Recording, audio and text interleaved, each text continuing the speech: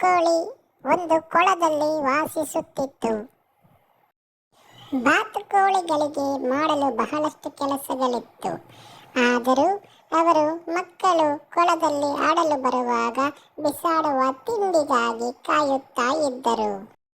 ಮಕ್ಕಳು ಬರುವುದನ್ನು ಅವರು ಕಾಯುತ್ತಿದ್ದರು.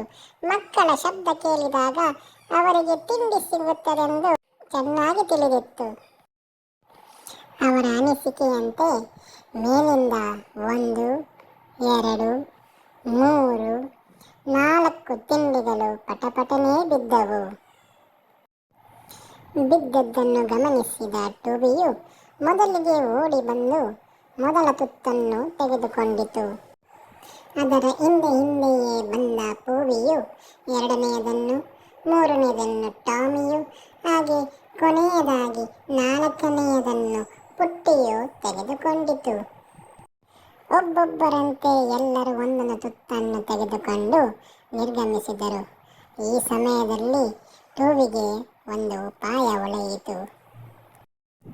ಅದೇನೆಂದರೆ, ನಾಳೆಯೂ ಸಹ ಮಕ್ಕಳು ತಿಂಡಿಯನ್ನು ಎಸೆದಾಗ ಟೋವಿಯು ಬೇಗನೆ ಬಂದು ಆ 4 ತಿಂಡಿಯನ್ನು ಒಟ್ಟಿಗೆ ತೆಗೆದುಕೊಂಡು ಹೋಗುವ ದುರಾಸೆ ಹೊಂದಿತ್ತು. ಬೇರೆಯವರ ಬಗ್ಗೆ ಆಕೆ ಯೋಚಿಸಿಯೂ ಇರಲಿಲ್ಲ. ಈ ವಿಷಯದಲ್ಲಿ ಸ್ವಾರ್ಥಿಯಾಗಿ ಯೋಚಿಸತೊಡಗಿತು. ಮಾರನೆಯ ದಿನ ಮಕ್ಕಳು ಬಂದದ್ದು ಗೊತ್ತಾಗಿದ್ದೇ ತಡ. ಟೋವಿಯು ಆ ತಿಂಡಿಗಳನ್ನು ಎಸೆದ ತಕ್ಷಣ ಒಂದೊಂದಾಗಿ 4 ತಿಂಡಿಗಳನ್ನು ಒಟ್ಟಿಗೆ ತೆಗೆದುಕೊಂಡು ಹೋಗಿತ್ತು.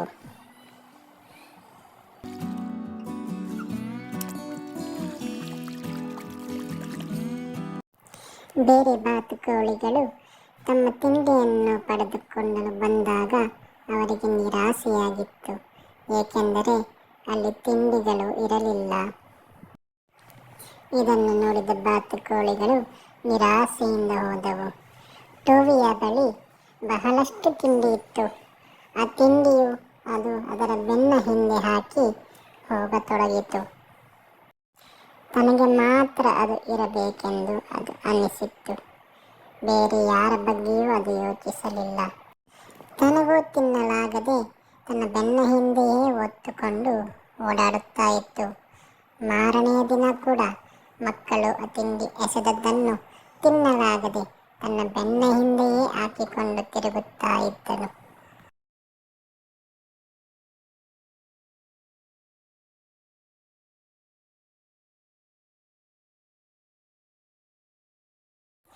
ಇದೇ ರೀತಿ ಹಲವು ದಿನ ಟೋವಿಯು ತನಗೆ ಸಿಕ್ಕಿದ್ದೆಲ್ಲವನ್ನೂ ತೆಗೆದುಕೊಳ್ಳುತ್ತಾ ತನ್ನ ಬೆನ್ನ ಹಿಂದೆ ಹಾಕುತ್ತಾ ಓಡಾಡತೊಡಗಿತು.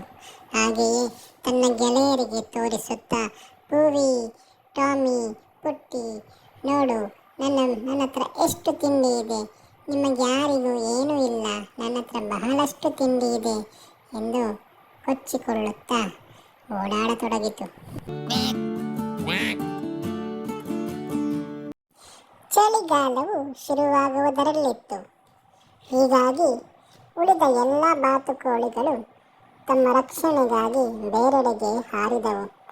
ಆದರೆ ಟೋವಿಯ ಬೆನ್ನ ಮೇಲೆ ಬಹಳಷ್ಟು ತಿಂಡಿ ಇದ್ದಿದ್ದರಿಂದ ಅದು ಹಾರಲು ಆಗಲಿಲ್ಲ.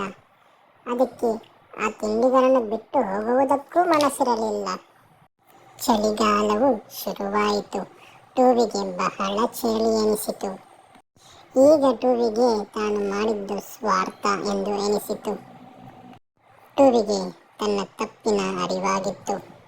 ಅಸ್ವಾರ್ಥತನದಿಂದ ತನ್ನ ಗೆಳೆಯರನ್ನು ಕಳೆದುಕೊಂಡಿದ್ದಕ್ಕೆ ಅದು ತುಂಬ ಬೇಸರ ವ್ಯಕ್ತಪಡಿಸಿತು. ಬರುವ ವರ್ಷಕ್ಕೆ ಟೋವಿ ಒಂದು ನಿರ್ಧಾರ ತೆಗೆದುಕೊಂಡಿತ್ತು. ಬಹಳಷ್ಟು ತಿಂಡಿಗಳನ್ನು ಇಟ್ಟುಕೊಳ್ಳುವುದು ಅದಕ್ಕೆ ಖುಷಿ ಕೊಟ್ಟಿರಲಿಲ್ಲ. ತಾನು ಸ್ವಾರ್ಥಿಯಾಗಿದ್ದ ಬಗ್ಗೆ ಪಶ್ಚಾತ್ತಾಪ ಪಟ್ಟಿತು. ಮೊದಲಿನ ಹಾಗೆ ಹಂಚಿಕೊಂಡು ಇಟ್ಟಿದ್ದರೆ ಅದು ತನ್ನ ಗೆಳೆಯರೊಂದಿಗೆ ಆಟವಾಡಬಹುದಾಗಿತ್ತು.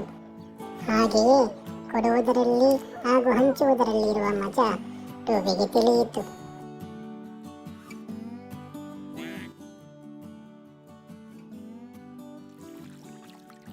ಹಾಗೆಯೇ ಮುಂದಿನ ದಿನದಲ್ಲಿ ಟೋವಿಯು ತನ್ನ ಗೆಳೆಯರೊಂದಿಗೆ ಹಂಚಿಕೊಂಡು ನಗುತ್ತಾ ಖುಷಿಯಾಗಿ ಆಟವಾಡುತ್ತಾ ಇದ್ದರು.